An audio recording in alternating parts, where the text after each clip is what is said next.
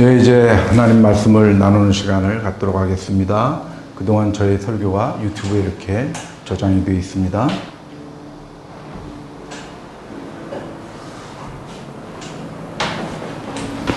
예수 그리스도의 행적을 계속해서 따라가고 있습니다. 예수 그리스도의 행적을 우리가 따라가는 이유는 우리가 예수 그리스도의 삶을 따라가는 것입니다. 우리가 예수 그리스도께서 어떻게 이 공생애 동안에 세상의 삶을 살으셨는가 하는 것입니다. 우리를 영생에 이끌기 위해서 그가 태어나시고 공생애를 거치시고 죽으시고 부활하시는 모든 과정을 우리가 따라가면서 새기는 것입니다. 그러면서 예수님께서 말씀하신 귀중한 복음들을 우리가 또 한번 이미 나눈 바 있는 것도 체크하면서 이렇게 가는 과정입니다. 그래서 지금 오늘 말씀은 계속해서 산상설교는 마태복음 5장, 6장, 7장입니다. 그래서 5장에서 중요한 것은 무엇이었죠? 8가지 복 있는 사람들이었죠. 그리고 빛과 소금 이런 것들에 대해서 말씀을 하셨죠.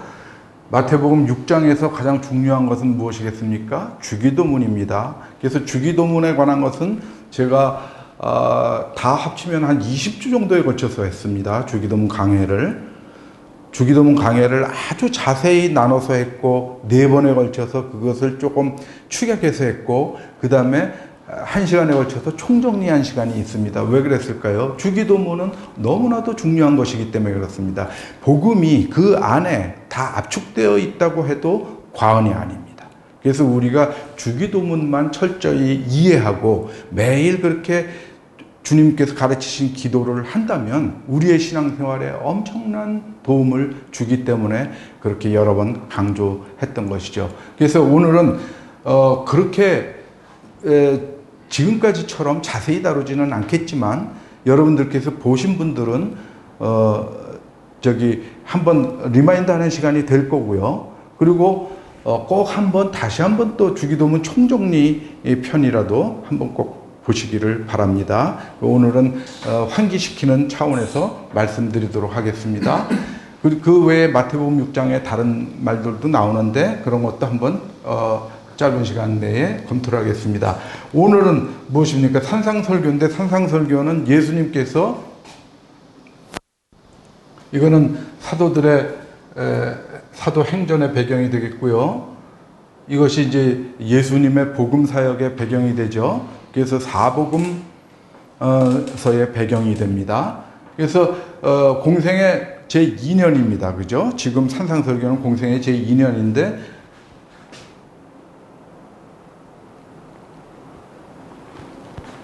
예수님께서 가버나움을 기지로 하고 있죠. 나사렛에서 움직이는 게 아니고 공생애 때는 다 가버나움이 예수님의 선교 베이스 캠프, 선교 기지가 되는 것입니다. 그래서 여기서 가버나움에서 예루살렘으로 오셔가지고 예루살렘에 오셔서 베데스다 못에서 38년 된 병자를 고쳐주시고 그 다음에 요 가까운 베다니에서 바리새인 시몬이 식사 초대를 했을 때 가서 거기 베다니에 있는 마리아가 예수님께 향유를 붓죠. 그리고 다시 가버나움으로 금방 돌아오시죠.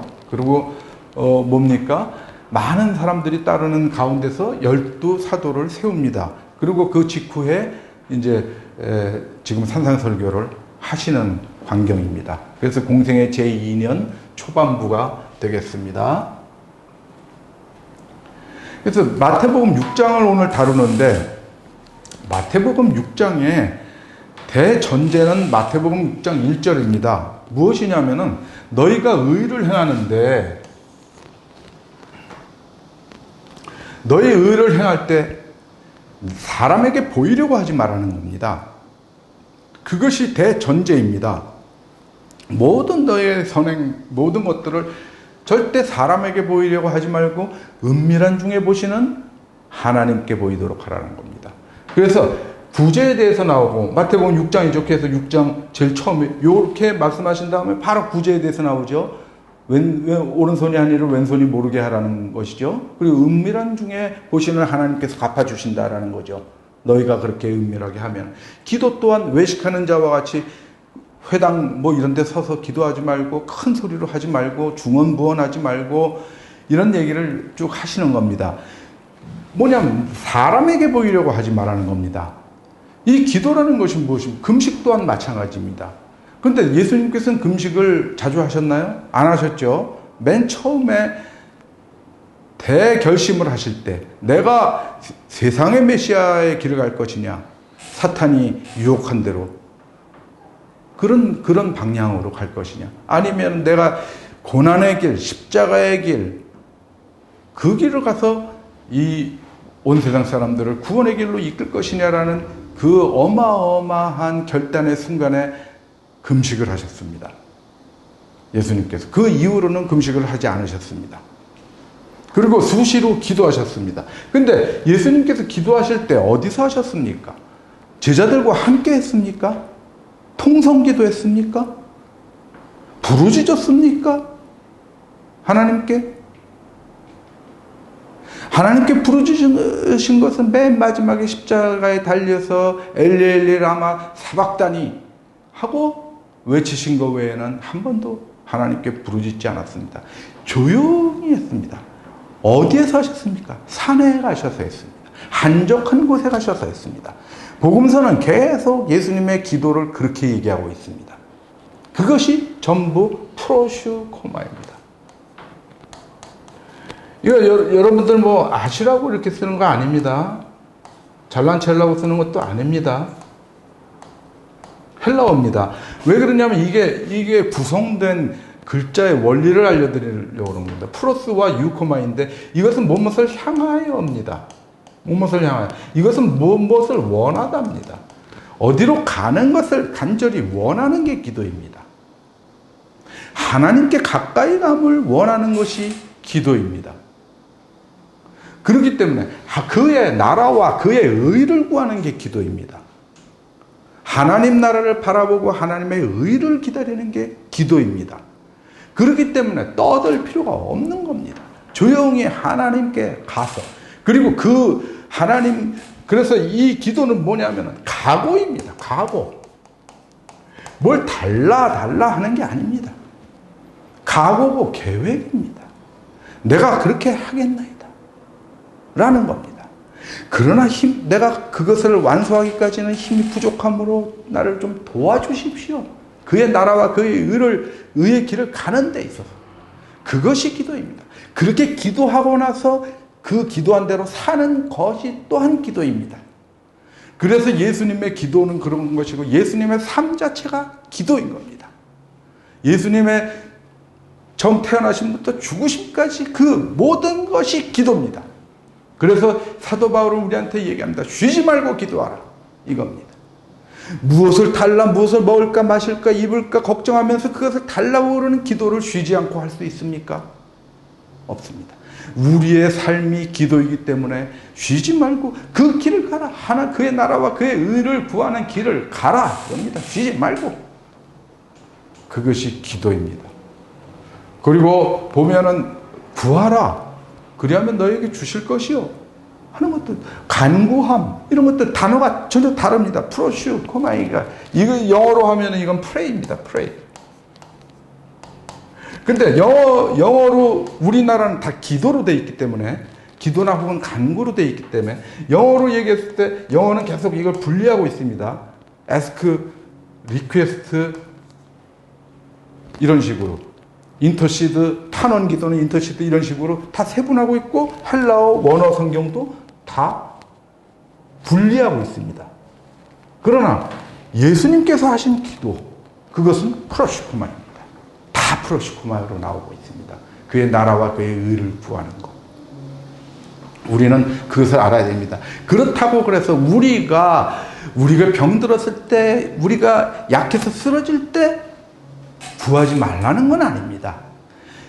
근본적인 기도는 바로 이것인데, 우리가 약해서 쓰러질 때가 있으므로 그때마다 하나님께 도움을 요청하는 것 다 가능한 겁니다. 그러나 그것이 주가 돼서는 안 되고, 그건 단발성입니다. 우리가 병들어 쓰러지면은 우리가 하나님의 일을 하지 못하니까, 우리가 건강을 되찾고 하나님의 일을 할 수 있도록 좀 도와주시옵소서 하는 기도, 그리고 남이 병들었을 때, 우리 성도가 병들었을 때 같이 가서 해주는 기도, 다 아주 의미가 있는 것들입니다. 본 의미를 알고 가자라는 취지에서 말씀드리는 것이죠.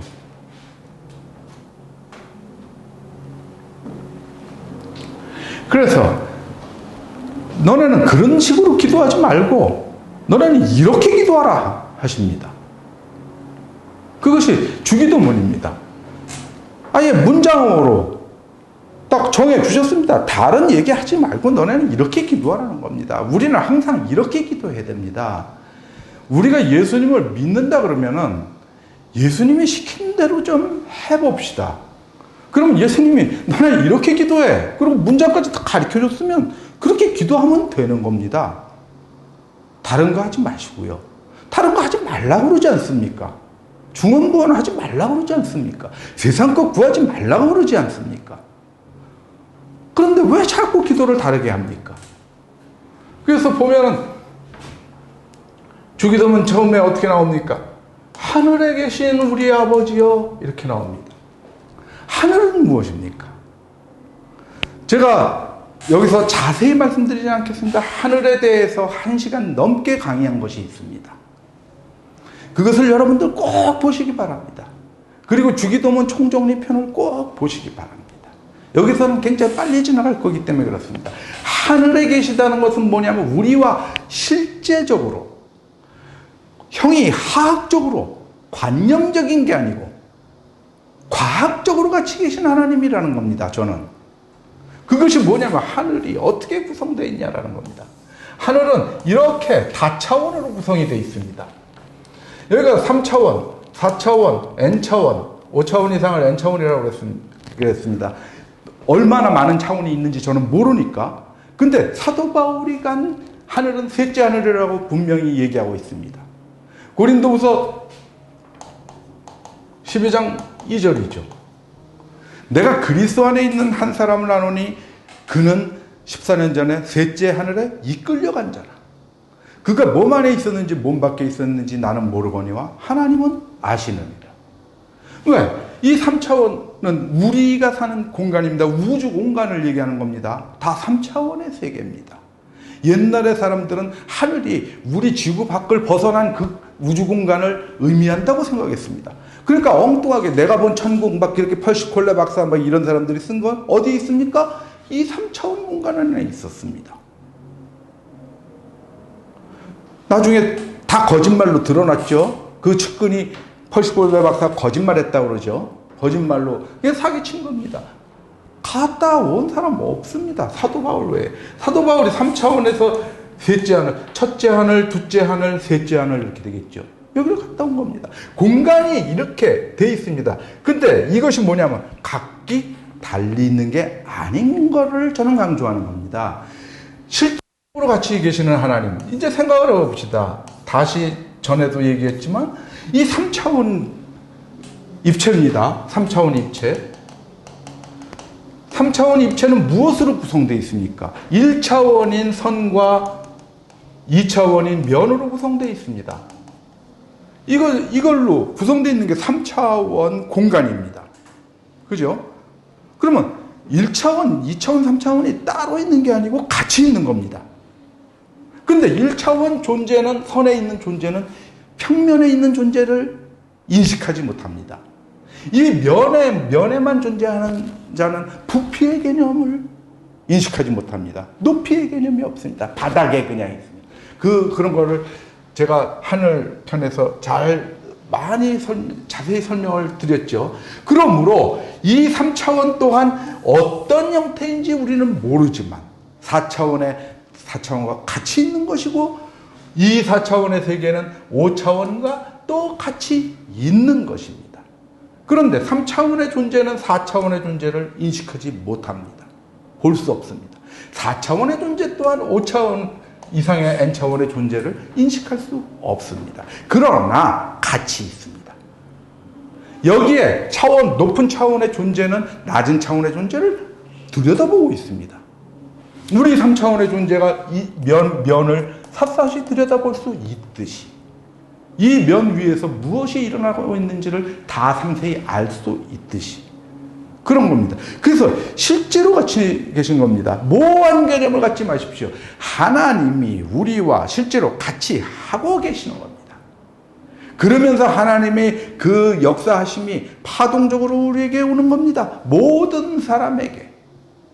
그것이 성령입니다. 그래서 보면은 고린도후서 12장 2절에 그렇게 되어 있어요. 같이 있는 개념이고 여기에 시간은 1차원적 시간입니다. 그러나 4차원은 평면적 시간일 수 있고 시간의 개념이 N차원은 우리가 알 수 없는 어떤 개념의 시간입니다. 이렇게 입체성을 가진 한 덩어리진 시간, 그것을 상정해 볼 수 있는 것입니다.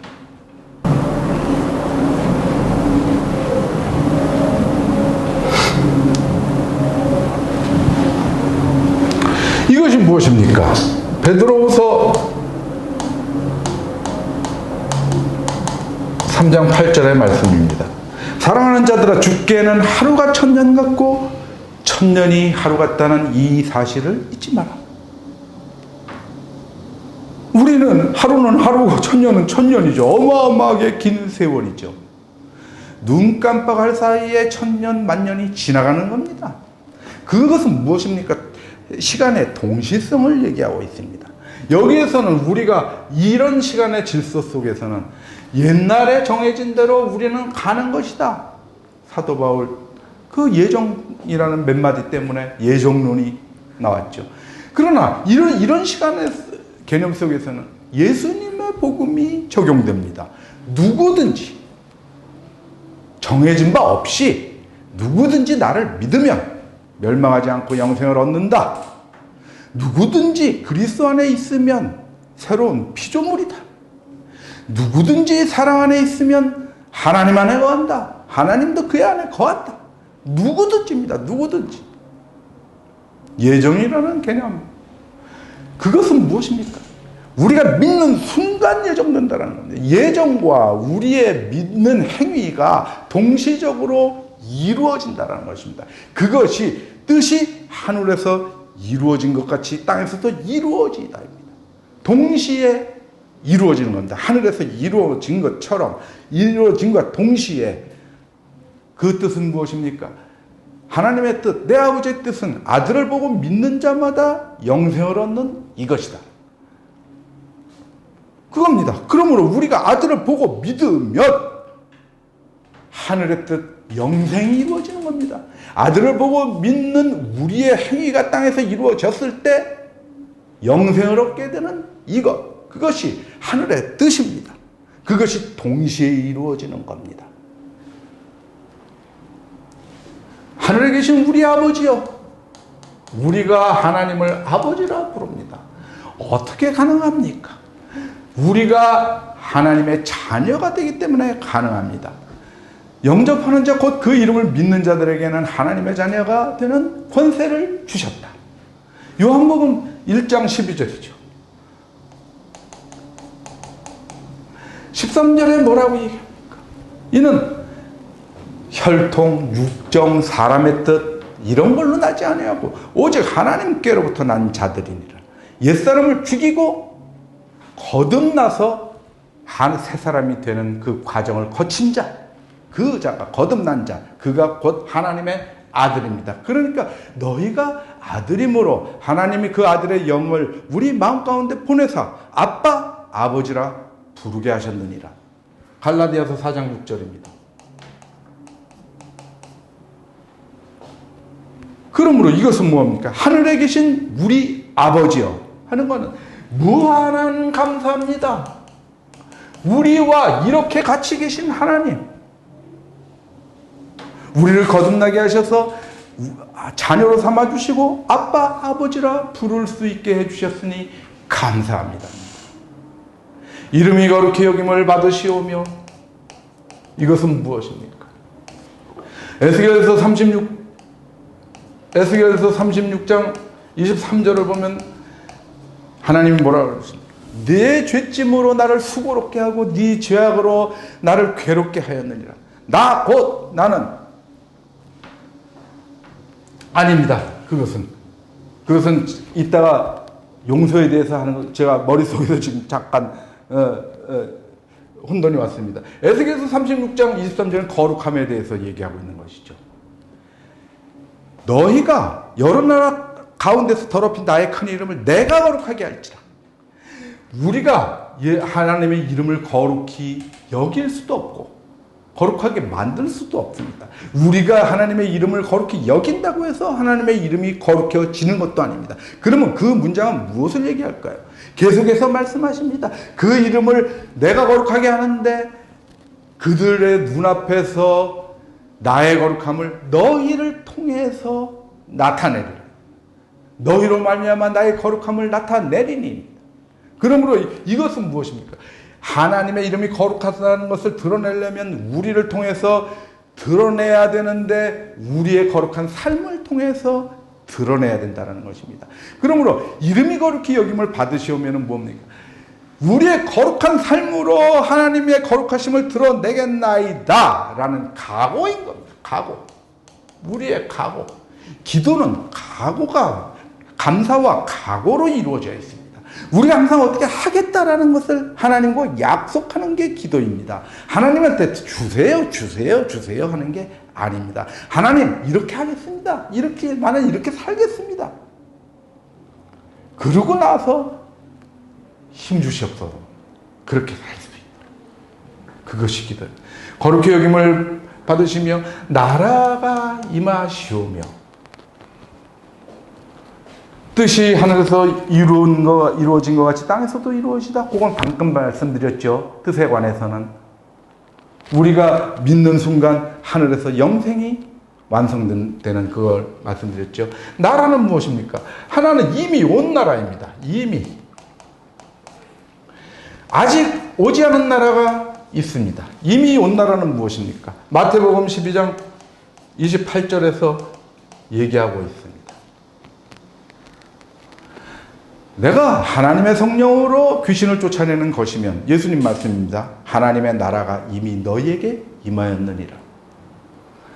예수님이 성령의 힘으로 쫓아내지 무슨 귀신의 힘으로 쫓아내요? 이미 와 있는 나라입니다. 이미 와 있는 나라. 왜? 이렇게 같이 있으니까요. 하늘과 밀접한 관계를 갖고 있는 것이죠. 하늘의 개념을 알면은 나라의 개념 그냥 이해가 됩니다. 이미 와 있습니다. 그 속에서 우리는 삽니다. 그래서 오직 그 나라와 그 의를 구하는데 우리 이미 와 있는 나라는 무엇입니까? 성령 안에 있는 나라입니다. 하나님 나라는 먹는 것과 마시는 게 아니다. 로마서 14장 17절에 뭐라고 그럽니까? 하나님의 나라는 오직 성령 안에 있는 의와 평강과 희락이다. 우리는 그것을 누립니다. 이것은 뭐냐면은 감사를 포함하고 있습니다. 이미 와 있는 나라, 그 속에서 살게 해주심을 감사합니다. 아직 오지 않은 나라가 있습니다. 그것을 가장 잘 표현해주고 있는 게 베드로후서 3장 12절 13절입니다. 3장 8절에서는 시간의 개념을 얘기하고 있고 공간의 개념을 향후 올 공간의 개념을 얘기하고 있습니다. 그것은 어떻게 하나님의 날이 임하기를 하나님의 날이 임하기를 바라보고 간절히 사모하라. 그날의 하늘들입니다. 영어 성경에는 heavens라고 쓰고 있습니다. 한글 성경에는 하늘이라고 그냥 단수로 쓰고 있지만 영어 성경에는 heavens, 하늘들 이렇게 쓰고 있습니다. 하늘들이 풀어진다는 겁니다. 이 차원의 경계가 무너진다라는 겁니다. 하늘의 경계들이 다 무너져서 4차원, 3차원 하나의 하늘이 된다는 겁니다. 하늘이 불에 타서 풀어지고 물질이 뜨거운 불에 녹아지려니와 13절에 뭐라 그럽니까? 우리는 그의 약속대로 의가 있는 곳인 계속 의를 얘기하고 있습니다. 하나님 나라에는 의가 있기 때문에 그렇습니다. 공정한 우리를 구원해 주시는 공정하게 구원해 주시는 하나님의 능력 그것이 하나님의 의이기 때문에 그렇습니다. 그래서 우리는 그의 약속대로 의가 있는 곳인 무엇을 봅니까? 새 하늘과 새 땅을 보도다. 새 하늘과 새 땅입니다.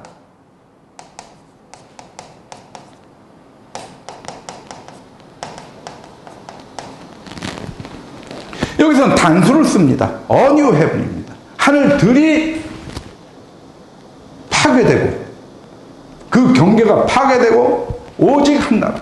그것은 뭡니까? 우리가 그것을 인식하게 되는 겁니다. 이미 와 있는 나라를 이제 차원의 경계를 뚫고 알게 되는 그런 사실입니다. 하나님의 날이 임하기를 바라보고 간절히 사모하라. 이상한 번역이죠. 사모하라가 아니고 이것은 앞당기도록 노력해라라는 겁니다. 하나님의 날이. 표준 세번역이 가장 정확하게 번역하고 있습니다. 표준 세번역 성경이 앞당기도록 해야 하지 않겠습니까? 이렇게 얘기하고 있습니다. 하나님의 날이. 영어 성경, 헬라어, 원어 성경 전부 그렇습니다. 영어 성경은 스피드라고 나오고 재촉하다. 그것을 앞당기도록 노력하는 것. 헬라어는 스피드의 어원이 되겠죠. 똑같이 그렇게 쓰고 있습니다. 앞당기도록 노력해야 됩니다. 그러면 이것은 뭡니까? 우리의 할 일입니다. 우리가 하나님의 날에 임하는 것을 소망하면서 앞당기도록 노력하겠습니다. 감사와 각오입니다. 이 아직은 각오입니다. 우리가 이 새하늘과 새 땅이 오도록 우리가 애쓰겠나이다, 힘쓰겠나이다. 어떤 방법으로? 무슨 수로? 새하늘과 새 땅을 우리 능력으로? 우리가 무슨 힘을 보탤 수 있겠습니까? 있습니다. 왜 그러냐면 하나님의 날이 오는 것은 언제 오는 것이냐? 이것은 무엇입니까? 마태복음 24장 14절에 나옵니다. 세상의 끝. 천국 복음이 온 민족에게 증언되기 위하여 온 세상에 전파되리니 그제야 끝이 오리라. 그제야 끝이 온다는 겁니다. 온 세상에 천국 복음이 전파되면. 그러면 우리가 앞당기는 건 무엇입니까? 온 세상에 복음을 전파하는 일입니다. 우리가 전도하고 선교하는 일입니다. 하나님의 복음을 전하는 것입니다. 그래서 우리가 여기에 힘을 보탤 수 있는 것입니다. 하나님의 나라의 도래. 그러므로 우리는 이미 와 있는 나라 속에서 그 나라의 그 의와 평강과 희락을 누리면서 최종적으로 완전케 되는 새하늘과 새 땅이 앞당겨질 수 있도록 해야 됩니다. 그런데 천국 복음이 이 세상에 거의 다 전파됐습니다. 여러분들은 거기에 경계심을 갖고 우리가 준비하는 삶을 살아야 됩니다. 저는 종말론자는 절대 아닙니다. 종말론자는 절대 아닙니다. 우리의 삶이 그리스도 예수 안에 있으면 그 종말론 이런 거 다 걱정할 필요 없다라고 생각하는 사람이고 그렇게 전해왔습니다. 그러나 여름이 오면 무화과 잎이 무성해지듯이 무화과 잎이 무성해지면 여름이 온 것을 우리가 알듯이 어떤 징조를 보고 우리 그 때를 짐작할 수 있다 너네가 그런 겁니다. 분명히 예수님께서 이 천국 복음이 온 세상에 전파되면 그때 끝이 온다라는 것이고 그날에 지금처럼 사람들이 황폐해져서 윤리를 점점 잃어가고 인류 역사상 가장 악독한 상태로 돼가면서 서로 반목하고 질시하고 사소한 것 가지고도 사람을 죽여야 되니 살려야 되니 하고 그런 아주 각박한 세상이 되어가고 있습니다. 도처에 기근이 홍수가 지진이 일어나고 있습니다. 그래서 하나님께서 곧 오신다라는 말을 저는 전혀 하고 싶은 생각은 없습니다. 그러나 우리가 항상 마음을 경계하는 마음, 그런 마음은 가지고 우리가 살아갈 필요가 있다라는 것입니다. 이것은 감사와 각오입니다. 계속 감사, 각오, 감사, 각오 이렇게 가고 있습니다. 뜻이 하늘에서 이룬 것 같이 땅에서도 이루어지이다. 그것도 역시 감사와 각오죠. 왜? 믿는 자, 우리가 믿는 자는 무엇입니까? 우리의 노력입니다.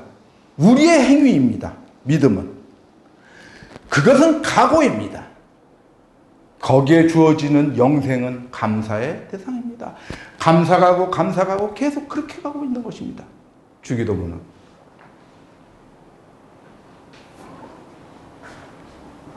오늘 우리에게 일용할 양식을 주옵시고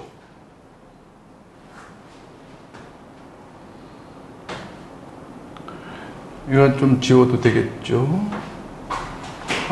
여기다 쓰겠습니다. 양식이 있습니다. 오늘 우리에게 일용할 양식을 주시옵고. 이 양식은 무엇입니까? 양식. 우리가 배부르게 떡 먹어야 되죠. 목마르지 않게 물을 마셔야 됩니다. 그죠? 그러면 이건 뭡니까? 우리가 세상의 떡입니까? 세상의 양식입니까? 그럼 뭐 구하라고 그러지 않지 않았습니까? 오직 그 나라와 그 의를 구하라고 그랬습니다. 그러면은 그 나라와 의를 구하는데 의에 줄이고 목마른 자는 배부를 것이다 라고 그랬죠. 그러면 우리가 배고픈 상태가 있는 것은 의에 줄였을 때입니다. 그죠? 그러면 우리가 의에 줄인다는 건 뭡니까? 의를 구하겠죠. 의에 줄였으면은. 그러면 그들이 배불러진다는 겁니다. 그럼 그들한테 주어지는 양식은 떡과 물, 무엇입니까? 생명의 떡입니다. 그죠? 생명의 떡. 그런 거 다 일일이 안 적겠습니다. 요한복음 6장 35절이죠. 나는 생명의 떡이니 내게 오는 자는 줄이지 아니할 터이요. 이렇게 말씀하고 계십니다. 나를 믿는 자는 영원히 목마르지 아니하리라. 이렇게 말씀하고 계십니다. 그 영원히 목마르지 않는 것, 그것이 구체적으로 뭡니까? 영생의 샘물입니다. 사마리아 여인에게 이렇게 말씀하십니다. 내가 주는 물을 마시는 자는 영원히 목마르지 아니하리니. 여기하고 똑같이 얘기하고 있죠. 나를 믿는 자는 영원히 목마르지 아니하리라. 내가 주는 물은 무엇입니까? 나를 믿는 자는 영원히 목마르지 아니하는데 내가 주는 물을 마시는 자는 영원히 목마르지 않는다고 했습니다. 그러면 예수님께서 주는 물을 마셔야 됩니다. 그죠? 그것이 영생의 샘물입니다. 내가 주는 물, 바로 뒤에 이어서 말씀하십니다. 내가 주는 물은 그 속에서 솟아나는, 영생하도록 솟아나는 샘물이 되리라. 영생의 샘물입니다. 이것이. 영생의 샘물. 이것은 생명의 떡이고요. 근데 예수님께서 주는 이 영생의 샘물, 영원히 목마르지 않은 이 샘물은 무엇입니까? 이것은 성령입니다.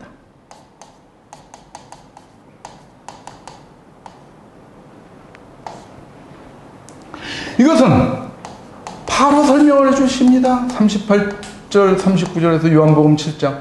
뭐라고 그럽니까? 나를 믿는 자는 그 배에서 생수의 강이 흘러나오리니. 영생의 샘물이 솟아나니까, 계속 솟아나니까 생수의 강이 흘러나오는 겁니다.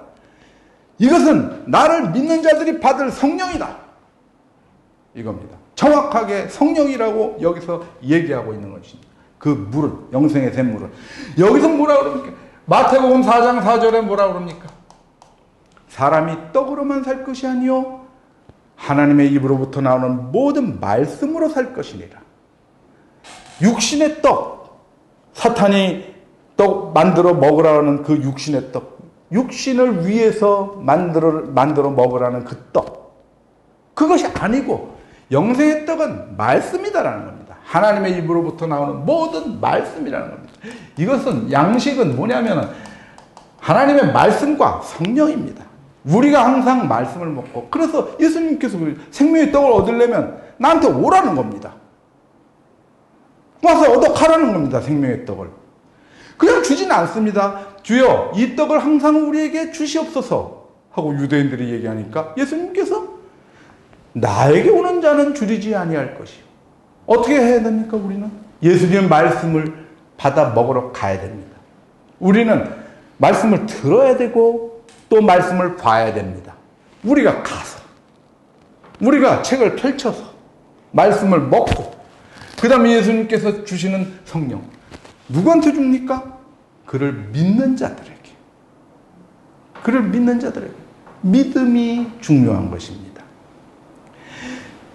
믿음은 무엇입니까? 믿음을 굉장히 막연하게 생각합니다. 추상적으로 생각합니다. 믿음은 영접하는 것입니다. 그래서 요한복음 1장 12절에 뭐라고 그럽니까? 영접하는 자, 곧 그 이름을 믿는 자, 이퀄입니다. 예수님을 그리스도로 받아들이는 자입니다. 예수가 그리스도임을 받아들이는 자입니다. 예수를 나는 그리스도로 믿겠습니다라고 결정하는 자입니다. 인정하고 결정하는 자입니다. 그것이 믿음입니다. 그렇기 때문에 믿음의 반대말은 무엇이라고 생각합니까? 불신? 전철 같은 데 타고 다니다면 예수 천국, 불신 지옥 막 그러면서 다니는 분들이 계십니다. 그 좋지 않은 전도 방식이라고 생각하지만 믿음의 반대가 불신이 아닙니다. 믿음의 반대말은 의심입니다. 오직 믿음으로 구하고 조금 더 의심하지 마라 그럽니다. 그래서 믿음과 의심이 반대말입니다. 야고보서 1장 6절에 그렇지 않습니까? 믿음으로 구하고 조금 더 의심하지 마라. 의심하는 자는 바람에 밀려 요동치는 바닷물결 같으니 두 마음을 품어 정함이 없는 자로다.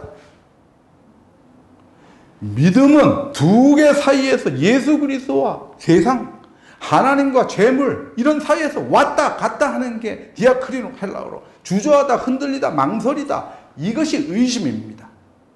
그것이 믿음의 반대말입니다. 믿음은 정한 겁니다. 나는 예수 그리스도를 구세주로 인정하고 그의 길을, 그의 행적을 따라가겠습니다 라고 정하는 것이 믿음입니다. 그것이 어마어마한 힘을 발휘하는 겁니다. 믿음으로 예수 그리스도를 우리가 구세주로 믿음으로 우리는 의롭다함을 받고 우리는 영생을 얻고 하는 겁니다. 그를 믿는 자마다 멸망하지 않고 구원을 받는 겁니다. 곧 예수를 구주로 받아들이는 자마다. 그리고 그 예수를 나의 구세주로 삼고 그를 따라가겠나이다라고 결정하는 자, 왔다 갔다 하지 않는 자, 그가 멸망하지 않고 영생을 받는 것입니다. 그것이 믿음입니다. 믿음에 대해서 모호한 생각을 가지시면 안 됩니다.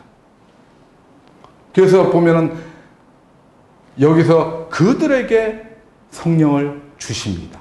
그러면 우리가 말씀으로 우리를 튼튼하게 하고 성령을 힘입어서 어떻게 됩니까? 우리가 임무를 다할 수 있는 겁니다. 마태복음 그제야 끝이 오리라.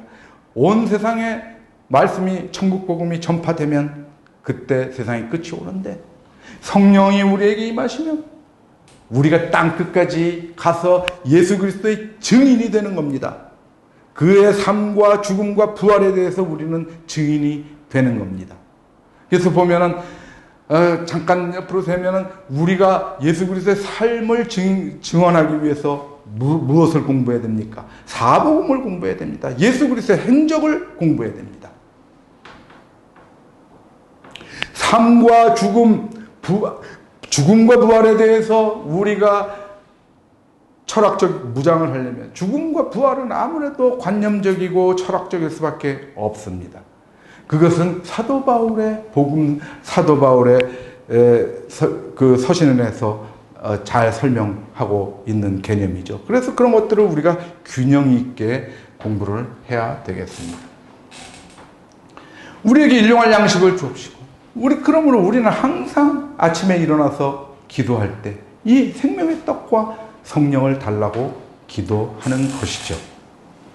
우리가 우리에게 죄 지은 자를 사하여 준 것 같이 우리 죄를 사하여 주옵시고, 우리를 시험에 들게 하지 마옵시고 다만 악에서 구하시옵소서. 용서가 얼마나 중요하면은 마태복음 6장 13절까지 주기도문을 다 끝내신 직후에 바로 얘기하지 않습니까? 너희가 사람의 잘못을 용서하면 너희 하늘 아버지께서도 너희의 잘못을 용서하시려니와 너희가 사람의 잘못을 용서하지 아니하면 너희 아버지께서도 너희의 잘못을 용서하지 아니하시리라. 용서하라는 겁니다. 왜 그렇습니까? 하나님께서 우리를 용서하십니다. 용서가 이렇게 파동적으로 옵니다. A, B, C한테. 이렇게 용서하지 않으면, 우리가 이웃을 용서하지 않으면 여기서 용서의 끈이 끊어집니다. 더 파동이 힘이 미치지 않습니다. 반드시 용서하라는 겁니다. 그런데 이 용서는 어떤 힘을 가지고 있습니까? 나를 행복하게 합니다. 나의 무거운 짐을 벗게 합니다. 이사야서 42장 24절에서 43장이죠. 43장 24절에서 25절을 보면은 뭐라고 나옵니까? 내 죄짐으로 나를 수고롭게 하고, 여호와께서 말씀하시는 겁니다. 내 죄악으로 나를 괴롭게 하였느니라. 내 죄짐과 내 죄악이 나를 수고롭게 괴롭게 했다. 그래서 나는 나를 위하여 내 허물을 도말하는 자니 내 죄를 기억하지 아니하리라. 누구를 위해서? 누구를 위해서 우리의 죄를 도말해요? 우리의 허물을 가려줘요? 하나님을 위해서라는 겁니다. 거기서 말씀하시는 게 뭡니까? 용서의 주체자가 가장 용서의 혜택을 보는 겁니다. 내가 나에게 잘못한 사람을 용서할 때 내가 가장 행복해지는 겁니다. 용서의 힘은 그렇게 무섭습니다. 그러면 하나님께서 우리를 용서하십니다. 그리고 하나님도 죄 수고로움에서, 괴로움에서 우리의 죄 때문에 그 괴로우신 마음을 덜어낼 수가 있는 것입니다. 이것이 모든 은혜의 원리입니다. 긍휼도 마찬가지고, 그래서 이건 모든 은혜의 일반 원리입니다. 여기 긍휼, 은혜, 이런 용서, 모든 것들, 이 사랑에 해당하는 모든 것들이 이렇게 하나님으로부터 오는데, 그것이 우리가 앉아서 그것을 주시옵소서 한다고 얻어지는 게 아니고, 긍휼히 여기는 자가 긍휼을 여김을 받는 거고, 용서하는 자가 용서를 받는 겁니다. 그래서 우리는 가는 겁니다. 계속해서. 그것이 너희가 긍휼하심을 받고 때에 따라 돕는 은혜를 얻기 위해 은혜의 보좌 앞으로 담대히 나가라 한 겁니다. 그런데 나가는 거는 위로 가는 게 아니고 차원의 껍질을 막 깨고 가는 게 아니고 이렇게 가는 겁니다. 옆으로. 그러면 엔차원에 계신 하나님께서 보시기에 얘들이 나한테로 오고 있구나라고 봐주시는 겁니다. 이웃을 사랑할 때 나를 사랑하고 있구나 얘가. 이렇게 보시는 겁니다. 왜? 마태복음 25장 40절에 분명히 예수님께서 얘기하고 있지 않습니까? 여기 지극히 작은 내 형제 중에 지극히 작은 자 하나한테 한 것이 곧 내게 한 것이다. 얘한테 한 것이 곧 내게 한 것이다. 그것이 하나님께 가는 겁니다. 그것을 늘 얘기하고 있습니다. 이것이 주기도문의 원리입니다. 용서에 대한 원리입니다. 시험에 들게 하지 마옵시고 다만 악에서 구하시옵소서. 시험은 뭡니까? 하나님께서 우리를 시험하십니까? 하나님은 그 누구에게 시험받지도 않으시고 시험하지도 않으신다. 야고보서 1장 13절에 이렇게 말씀하고 계십니다. 그 바로 다음 절에서 뭐라고 그럽니까? 오직 각 사람이 시험을 받는 것은 자기 욕심에 끌려 미혹됨이니, 자기 욕심이 일어나서 자기가 시험을 만드는 겁니다. 그러면 뭡니까? 이것을 해결하기 위해서 뭡니까? 바로 해결책이 나옵니다. 성령을 따라 행하라. 그리하면 육체의 욕심을 이루지 아니하리라. 성령을 따라 행하라. 예수 그리스도를 따라가라. 성령을 따라가라. 동행하는 삶을 살아. 아콜루데오라고 합니다. 헬라어. 같은 길에 서 있는 겁니다. 같은 방향을 바라보고. 예수 그리스도의 행적을 그래서 우리는 따라가는 겁니다. 동행해 주시옵소서 하지 말고 내가 동행하겠나이다. 나에게 동행할 수 있게 힘을 주시옵소서. 나의 각오를 먼저 얘기해야 됩니다. 내가 예수님의 길을 따라가겠나이다. 가만히 앉아서 예수님 나하고 동행해 주세요. 내가 왜? 그럴 겁니다. 내가 나를 따라오라고 그랬지? 내가 널 따라간다고 그랬어? 그럼 너 항상 엉뚱한 데로 가는 놈인데 내가 널 따라가? 나와 동행해 주시옵소서? 같은 길에 서 있다라는 개념입니다. 엉뚱한 길로 가는데 예수님이 왜 나한테 예수님을 맞추면 안 됩니다. 예수님한테 나를 맞추는 것이 예수님과 동행하는 거고 그것이 기도인 것입니다. 정신을 똑바로 차려야 됩니다. 기도란 나를 둘러싸고 있는 외부 환경을 바꾸는 게 아닙니다. 이 환경을 나한테서 베껴 주시옵소서. 이 잔을 나한테 거두어 주시옵소서. 아무리 피땀 흘려 기도했지만 하나님이 응답하지 않았습니다. 하나님은 하나님 뜻대로 하시기를 원했기 때문에 그렇습니다. 그러니까 예수님께서 그러십니다. 죄송합니다. 내 뜻대로 마옵시고 하나님 뜻대로 하시옵소서. 그리고 십자가를 집니다. 십자가는 외부 환경입니다. 우리에게 많은 어려운 외부 환경이 있습니다. 그것을 바꿔달라고 그래봐야 다 공허한 메아리입니다. 어려운 환경이 있습니다. 자기 스스로 그것을 벗겨내야 됩니다. 그래서 예수님께서 나를 따라오려면, 나와 같은 길에 있으려면 너를 부인하고 네 십자가를 지고 나를 따라와라. 그 외부 환경 그대로 짊어지고 아무리 어려운 것이 있더라고 해도 그 짊어진 상태에서 그 어려운 환경 속에서 예수 그리스도의 길을 따라가는 겁니다. 그것이 우리의 삶입니다. 성도의 삶은 바로 그것이지, 그것들을 다, 어려운 것들 다 베껴달라고 그러고 자기는 편안한 길, 부유한 길, 건강한 길, 행복한 길만 걷겠다. 예수님 좀 그렇게 만들어 주시옵소서. 그런데 그렇게 안 만들어 주시죠. 그러면 원망합니다. 왜 저 사람은 저런 환경 속에서 그렇게 부모 잘 만나서 좋은 집에서 살고 좋은 교육받고 이렇게 살아왔는데 왜 나는 그렇게 안 됩니까? 그것이 자기 십자가입니다. 그 속에서 자기가 예수 그리스도의 길을 따라가기 위해서 가는 겁니다. 아무리 괴롭더라도 예수 그리스도를 따라가는 것, 그것이 성도의 길입니다. 그것이 예수 그리스도의 행적입니다.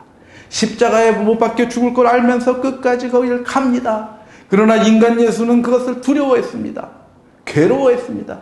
가급적이면 이걸 좀 면해 주시옵소서. 그 절규가 인간 예수의 절규입니다. 그런데 하나님은 그 인간 예수의 기도에 대해서는 냉담합니다. 그것은 기도가 아니다 라는 겁니다. 그것은 욕심, 너의 욕심이 부른 거다. 그럼 시험이다.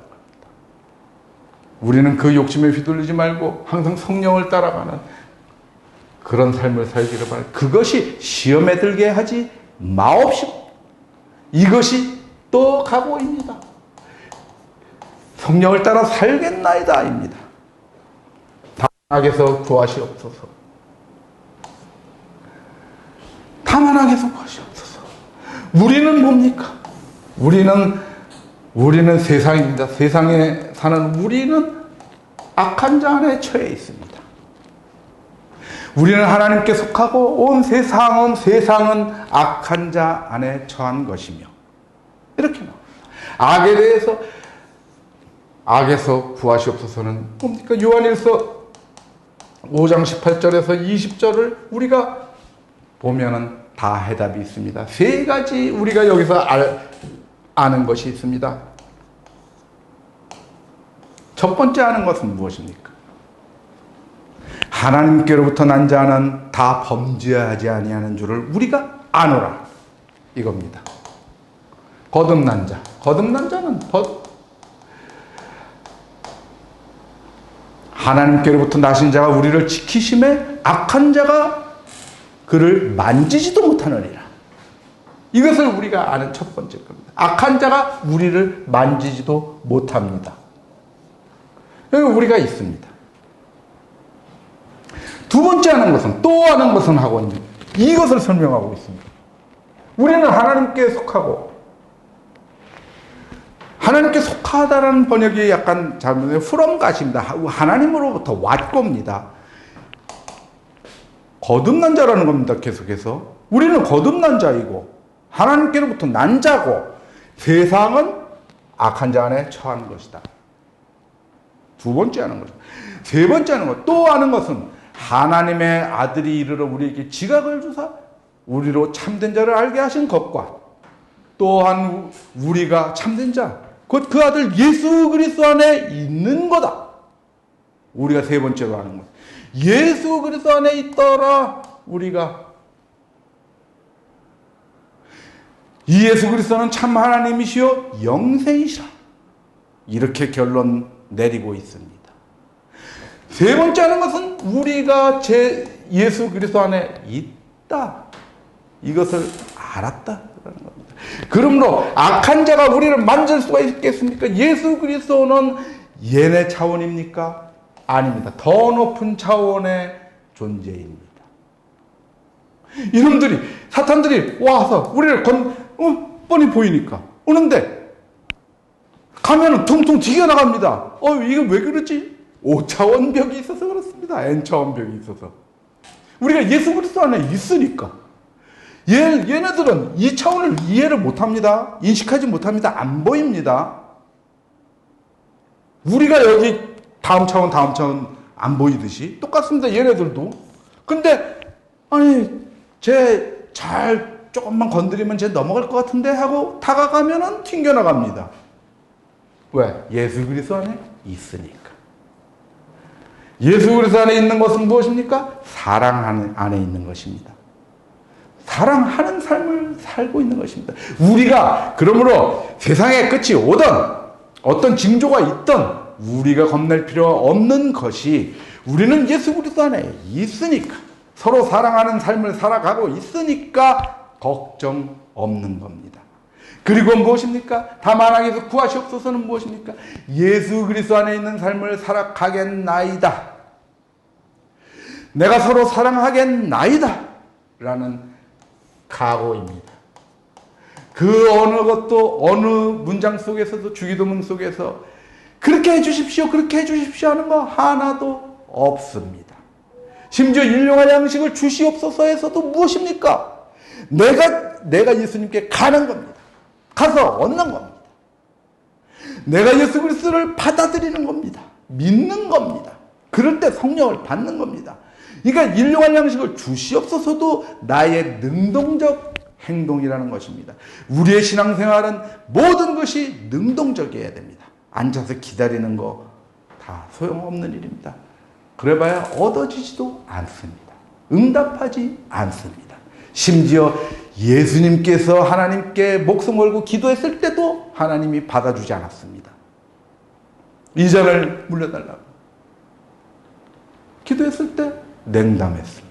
그러니까 예수님께서 내 뜻대로 마옵시고 아버지 뜻대로 하시옵소서 하고 아버지의 뜻을 따라 간 겁니다. 여러분도 항상 주기도문을 잘 이렇게 익히시고 결론은 무엇입니까? 결국에는 예수 그리스도에 있는 삶, 서로 사랑하는 삶을 살겠나이다 하는 겁니다. 그래서 주기도문은 감사하고 우리의 각오를 다지고 또 감사하고 우리의 각오를 다지고 그렇게 하면은 우리가 연약해서 쓰러질 때 성령님께서 우리의 연약함을 도와주십니다. 로마서 8장 26절에 뭐라고 합니까? 그러므로 성령님께서 우리의 연약함을 도우시나니 어떻게 도우십니까? 그가 말할 수 없는 탄식으로 하나님께 간구해 주십니다. 그러니까 우리가 얻어야 될 것들 성령님께 다 맡기고 우리는 이렇게 철저히 감사하면서 각오하면서 하루하루를 시작하고 또 하루하루를 살아가도록 노력합시다.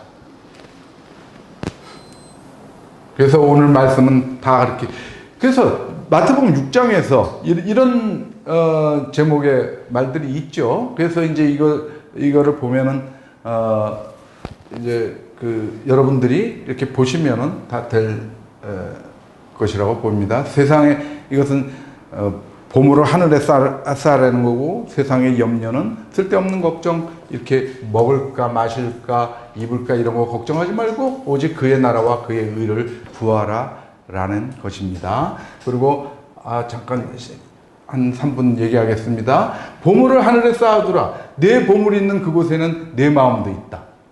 그죠?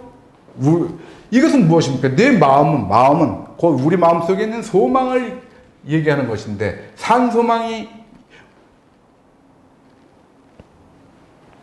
우리가 예수 그리스도로 죽은 자 가운데서 부활하게 하심으로 우리를 거듭나게 하사 산 소망이 있게 하사. 우리가 거듭나면 하늘에 보물을 쌓아둔 겁니다.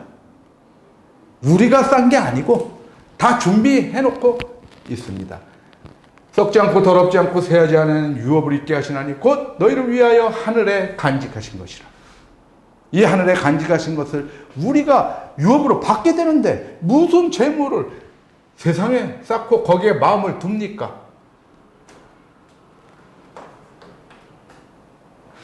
여기 보면은 도둑이 구멍을 뚫지도 못하고 도둑질도 못하느니라 그러죠. 하늘에 쌓아두면은. 그럼 뭡니까? 도둑이 뻑하면 구멍 뚫고 들어오고 도둑질 했다는 얘기죠. 그것만 이제 어차피 행적에서 우리의 그때 당시 문화 같은 것들을 살펴보기로 했으니까요. 그래서 보면 유대인 서민들의 보통 집 구조가 이렇게 되어 있습니다. 재료는 뭐냐면 주로 흙벽돌을 썼습니다. 흙에다 집 이렇게 같이 개가지고 벽돌을 만들었죠. 그래서 이집트에서도 그 공사를 막 시켰죠. 이스라엘 백성들한테. 그래놓고 이스라엘 백성 괴롭히려고 그 짚을 원래는 이렇게 분배를 해줬었는데, 공급을 해줬었는데, 어느 순간부터 바로가 이스라엘 백성들한테 야, 너네가 구해와서 해. 막 이렇게 이제 괴롭히는 장면이 나오죠. 그것이 이제 오랫동안 그렇게 되어 있습니다. 그래서 이렇게 문이 있고, 이렇게 창문도 있겠죠. 창문도 있고. 이렇게 계단이 있습니다. 계단이 있어서 이렇게 지붕에서 여러 가지 생활을 많이 했었습니다. 이 사람들이 모여서 뭐 이렇게 앉아서 뭐 대화도 하고. 그리고 이제 지붕 한 곁에는 어떻게 되어 있냐면은 보통 이렇게 굵은 나무 가지로 이렇게 대고, 그 다음에 이게 쌀이대로 거적을 만들어서 이렇게 덮어놨습니다. 통풍이 잘 되게. 왜 그러냐면 여기는 비가 굉장히 안 오는 지역이어서 그게 가능했던 겁니다. 비가 좀 오고 그럴 때는 조금 다른 천 같은 걸 덮으면 됐었겠죠. 이런 상태입니다. 그러니까 도둑이 일로 이것 뚫고 들어오기 좋았습니다. 왜냐하면 중국 경제가 생각나시죠? 예수님께서 가버나움 댁에서 이렇게 막 설교하고 계셨는데 사람 많아서 여기 뭐 바글바글 하니까 사람들이 일로 못 들어가겠으니까 어떻게 했습니까? 그 친구들이 중풍병자를 메고 올라가서 지붕이 이렇게 평평합니다. 눈도 많지 않고 눈이 안 오는 데고 비도 거의 없는 데니까요. 이렇게 평평한데 이렇게 메고 올라가서 이거 뜯고 내린 겁니다. 집의 구조가 그렇습니다. 그러니까 도둑 맞기도 좋죠. 그러니까 근데 서민들 집에는 무슨 뭐 보물 같은 게 그렇게 크게 있었겠습니까? 그러니까 보물이 있으면은 이런 집에다가 두면 안 되겠죠. 그래서 하늘에 쌓아두라는 것입니다. 아무튼 거기까지 오늘은 이제 말씀을 전하는데, 그래서 이제 마태복음 6장의 말씀을 다 전했습니다. 가장 중요한 것이 무엇이죠? 주기도문입니다. 주기도문에 오늘 설명하신 것을 또다시 한번 새기시고 천천히 그 의미를 새기면서 주기도문을 매일 아침에 일어나서 세수하시고 드리시길 바랍니다. 그리고 그 각오대로 살려고 노력하시기를 바랍니다. 여기까지 전하도록 하겠습니다.